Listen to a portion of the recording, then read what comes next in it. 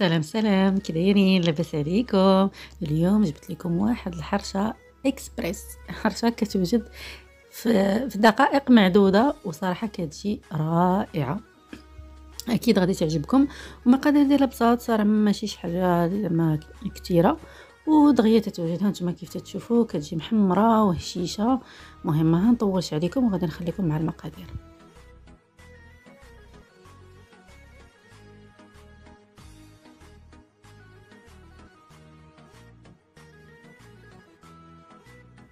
اول حاجه غادي ناخذ واحد الاناء وغادي نديرو فيه ياغورت طبيعي، اي ماركه تعجبكم، وهذا الياغورت هو اللي غادي يصلح لينا في العبار، هو اللي غادي نعبروا به المقادير الاخرى.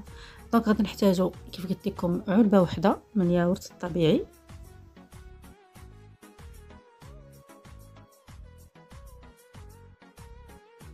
غادي نضيفو علبه من الماء عادي يعني ماشي سخون، وغادي نضيفو كذلك نصف العلبه من زيت الزيتون، اولا تقدروا تستعملوا زيت الروميه اولا تخلط ما بيناتهم، لكم الاختيار.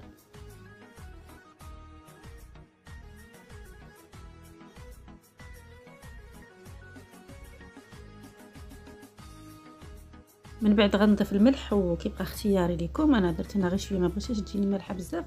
وغادي نضيف جوج علب من السميده الحرشه، سميده رقيقه صافي. غادي نغربلوهم جوج علب.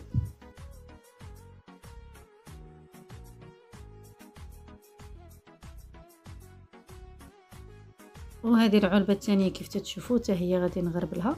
ومن بعد غادي نضيف خميره الحلويات من فئه 8 غرام وحيده حتى هي، وغادي نجمع وغادي نخلط بالفوي عادي حتى يتجانسوا كاع العناصر. هاد الحشرات ما تحتاجش انك تخليها ترتاح او لا تخمر او هذا، يعني اون فوا كتخلطيها تديريها في المقلاة.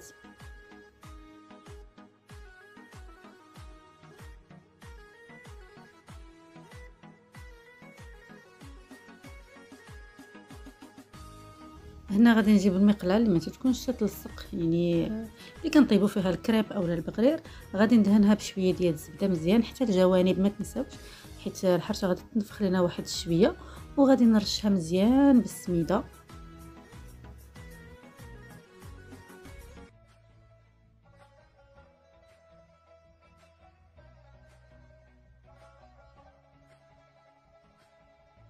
انا كيف تشوفوا كنحاول نوصل ديك السميده باش تلبس بالمقله كامله من كاع الجوانب ديالها.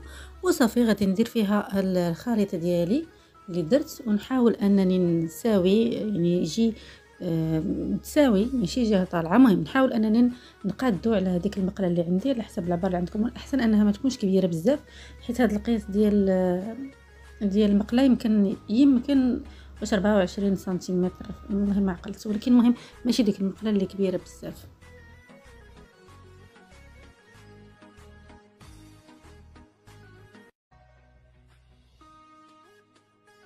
فهنا غادي نساوي هذاك الخليط ديالي مزيان، نحاول نقادو ونخبطو شويه المقله باش هكا تقاد لينا.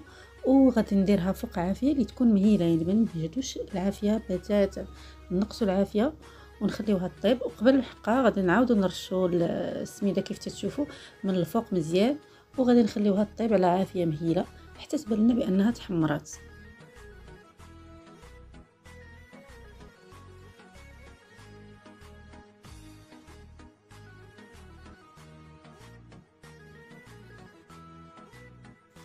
انا كيف تشوفوا هي بدات كطيب، من كنجي كنحرك المقله يعني ما كتكونش لاصقه عليها. اون فوا كتبان لكم من الجناب بدات كتحمر هكذا، صافي كتقلبوها وتعاودوا تخليوها طيب على الوجه الاخر. هانتوما تشوفوا هنا هي تحمرات، انا راه شويه سهيت عليها. المهم واخا العافيه كانت عندي ناقصه ردوا معاها البال.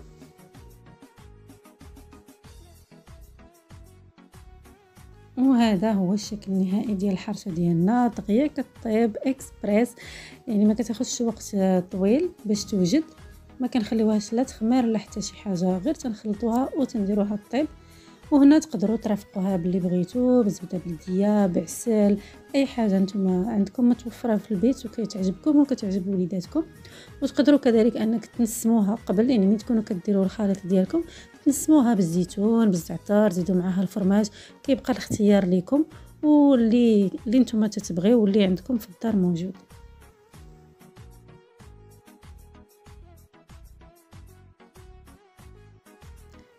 انا هنا قطعت معكم واحد الطريف، كيف تشوفوا راه تجي محمره وطايبه مزيان من الداخل.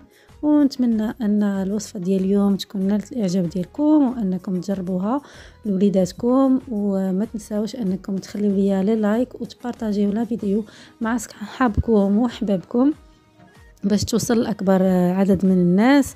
واللي مازال ما اشتركش نتمنى انه يشترك معايا في القناه، وخليتكم على خير حتى الفيديو المقبل ان شاء الله. سلامه.